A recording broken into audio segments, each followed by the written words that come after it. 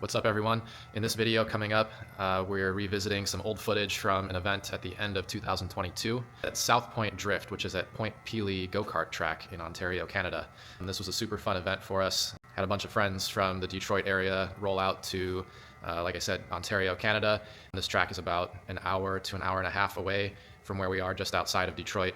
As you'll see coming up, the track layout here at this facility is just super fun. The pavement was awesome. At the time, end of 2022, the red Mustang drift car that we have, the SN95, still had its stock 4.6 liter mod motor V8 in there. You can hear that it's, a little bit lackluster from a power output standpoint, but nevertheless making full use of the available power that it had, using a lot of momentum, throwing the car in, especially on the entry, was really important. And I'll show you kind of two different runs from the end of the day after things were pretty well dialed in. You can see in the first run where taking a little less aggressive entry, and that sets up subsequent corners from there quite a bit better compared to the second run where I go to throw a really big gnarly entry using a ton of momentum from the car to almost put it in backwards to that first corner. See that sort of sacrifices a good line through the corners coming after that. You can also kind of see in that last run where maybe the tires are towards the end of their life. You can hear that the motor is kind of freed up a bit more compared to that run before.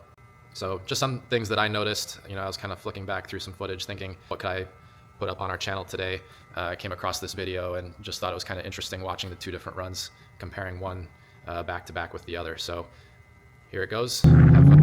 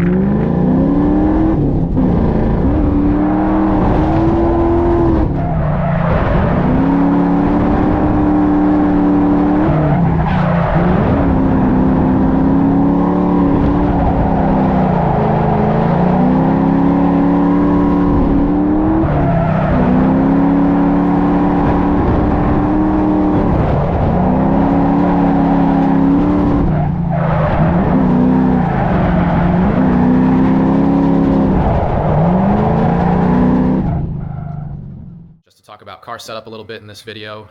At the time, like I had mentioned, stock 4.6 liter non-PI V8 engine. You can hear just kind of taking off from the start line, starting off in first, getting into second as quickly as possible. At this point, the car still had a 327 rear axle ratio. So, it's a little bit boggier maybe than what some of you with a different rear gear might experience. But for me, personally, I actually really liked that setup. It allowed me to kind of dial in tire pressure to free up the motor as I felt it was needed, but then also allowed me to keep a good amount of grip in the car and really focus on driving with momentum. So something to think about if you're wanting to put a Mustang drift car together from a learning perspective. Keeping that kind of factory 327 rear gear on a V8 car can be really beneficial for teaching good driving habits, using a lot of momentum to get the car going where you want it to go.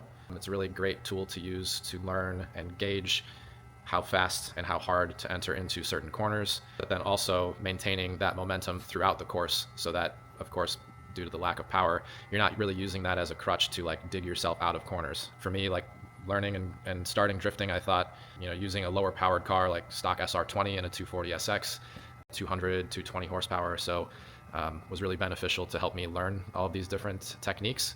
And building a more extravagant car after that, slowly, over time, was really fun and great.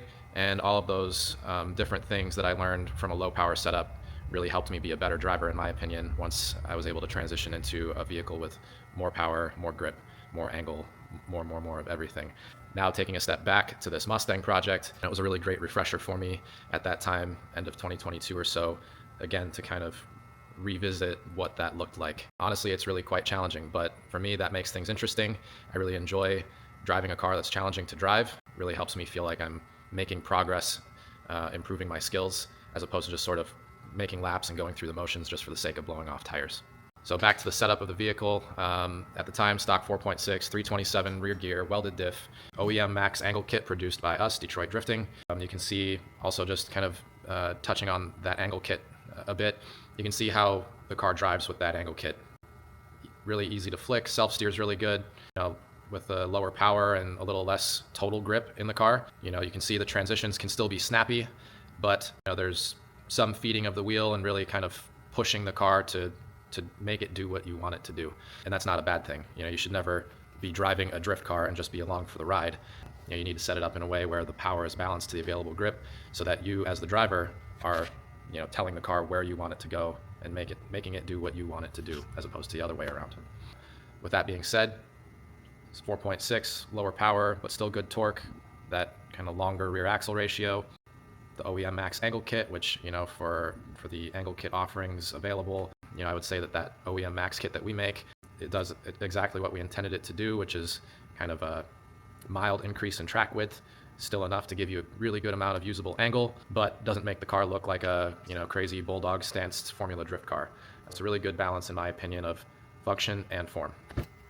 So here in this next clip, you can see how all these things that I just talked about, using momentum, driving the car, and not letting the car take you for a ride, come together in a tandem where you as the chase driver can really use these types of ideas to your advantage to keep up with a car that might even be more powerful than yours. In this case, I'll be following an FC RX-7 that's LS swapped. If I remember right, I think it was an LM7 or something like that. So, 300 horsepower or so, 5.3 liter LS V8 engine in that RX-7, compared to the car that I'm driving, which has 250 horsepower, maybe just shy of 300 foot-pounds of torque, which falls off almost instantly right at about 4,500 to 5,000 RPM.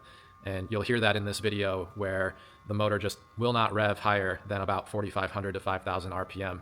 But like I had mentioned, using that momentum is really advantageous. And again, you can use that as a tool to help you keep up in tandem chase with cars that might have more power and potentially be able to utilize more grip than what you can. So here goes.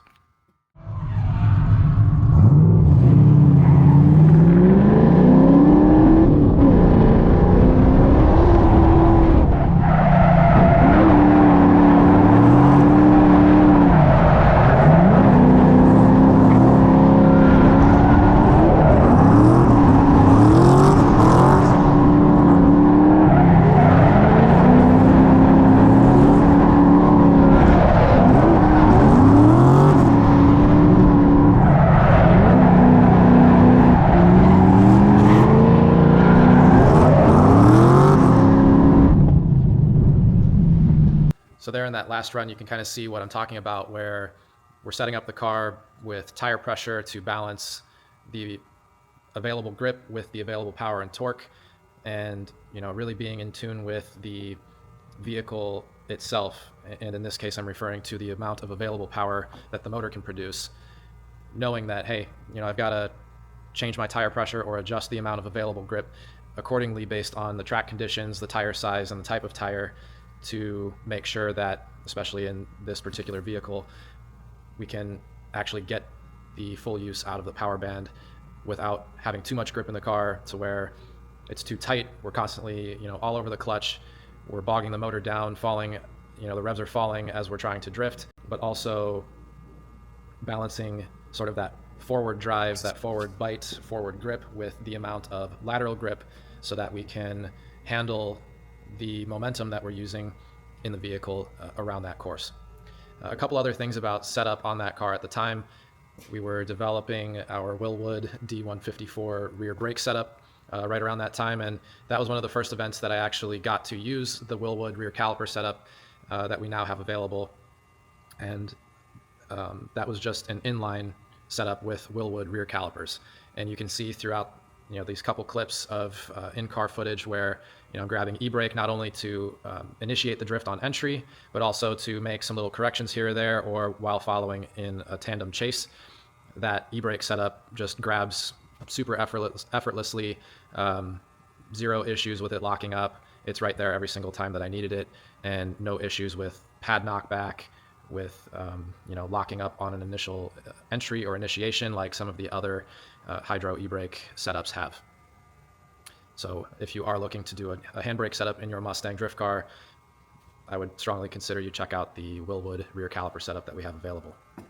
As always, feel free to check out our website. You can see all the parts that are equipped on our SN95 Mustang there. They're all available through the website.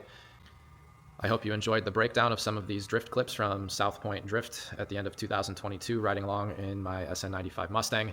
Hopefully it gives you some things to think about, maybe some things to consider the next time you go out to a drift event. Maybe you've experienced some of the things that I'm talking about, and hopefully some of the things that went over will be helpful for you in your drift car setup. Thanks for watching.